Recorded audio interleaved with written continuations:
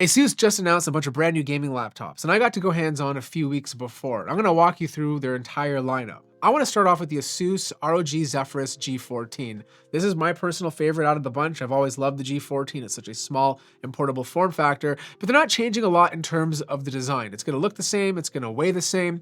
The only physical change, well, not even physical, is the fact that the right Type-C port now supports power delivery. In the previous model, only the left port could do power delivery, but now both Type-C ports can totally do it. It's going to be the same weight. It's going to have Wi-Fi 7, a 3K OLED display, up to 6 speakers, 1.5 kilograms, so a super light laptop, and a 73 watt-hour battery.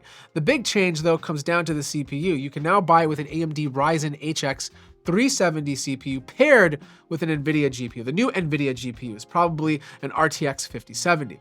Now, the G16 was updated last year, or at least late last year, with an AMD model, but they're updating it again. And instead of waiting for the Intel version to come out first and then an AMD one to come out later, they're announcing both of them at the exact same time. Now, the difference comes down to the GPU. If you buy the AMD model, it only has a TGP of 105 watts, so I think it's going to be very similar to the previous version where you could top it out up to an RTX 5070, whereas the Intel model, you can go above that, maybe a 5080 or even a 5090 since the TGP is 120 watts. Now, just like the ASUS ROG Zephyrus G16, the ASUS ROG Strix G16 and Strix G18 are going to come in Intel and AMD flavors. But unlike the Zephyrus G16, these flavors are going to look a little different. For example, the AMD version has more gamer-esque features. It really looks like a gaming laptop. It screams a gaming laptop. You can get it in Volt Green and Eclipse Gray. You have this engraved grid on the front with Strix and ROG lettering all over the place. The bottom panel will have a rugged design. The keys are going to be translucent with multiple zones of RGB. It's going to have a tri-fan cooling system to help keep the laptop entirely cool.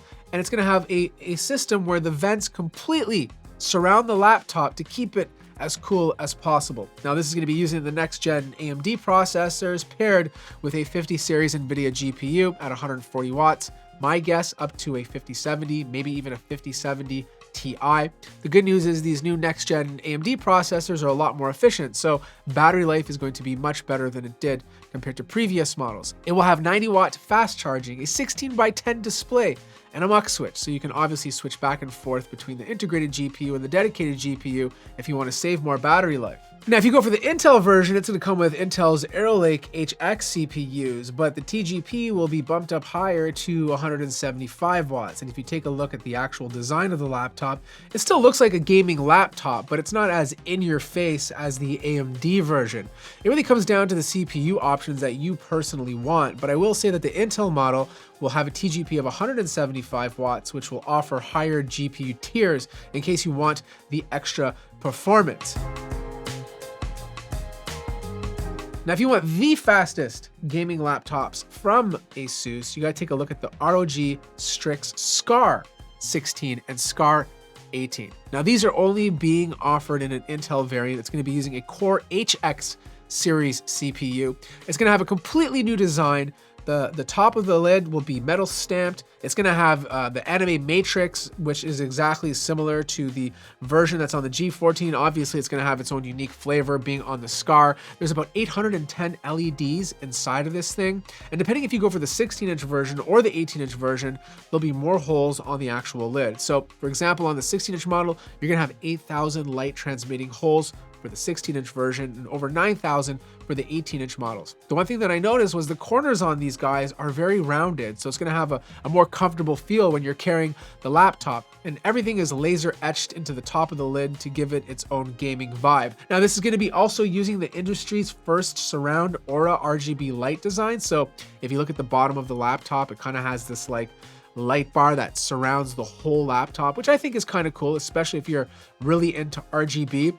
But what I think is most fascinating is the upgradability of this laptop. You no longer have to spend an entire hour taking off all the screws to get inside, because they're going to have a magnetic latch system, kind of very similar to ASUS's motherboards. You could just easily get into the bottom of the laptop, without having to use any tools.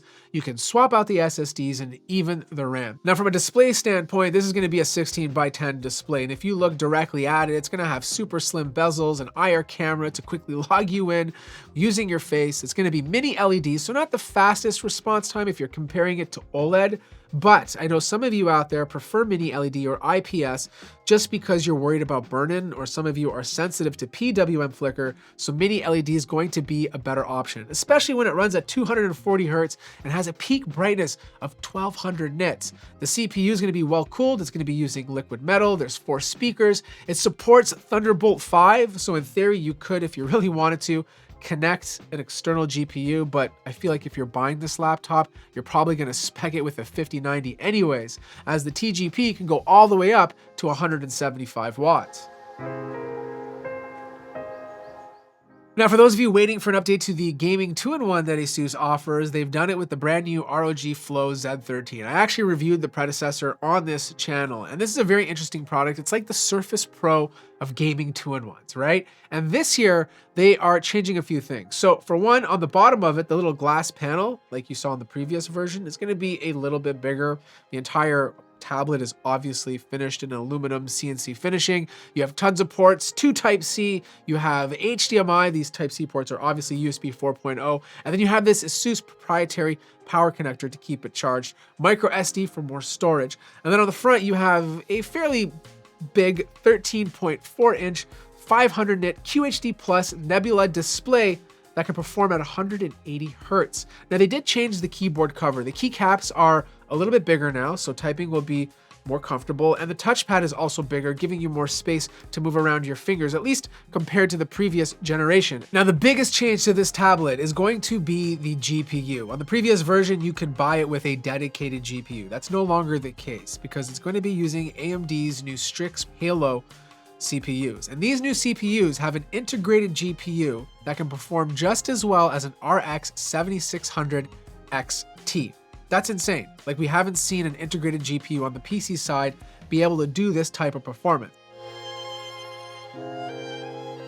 And the final announcement is the ASUS XG Mobile connector. This one I'm excited about because it's no longer using a proprietary connector. The previous version, the laptop had to have that connection in order for it to work. And that was kind of ridiculous because you were stuck only being able to use it with certain devices. Like if you bought a brand new laptop, the mobile GPU would just not work with it because it didn't have that connection. Well, that's no longer the case. This new XG Mobile connector is now using Thunderbolt 5. So you could theoretically use this with any laptop or any device that supports Thunderbolt 5. This new mobile connector is going to have tons of ports on the back so you can connect other devices to it.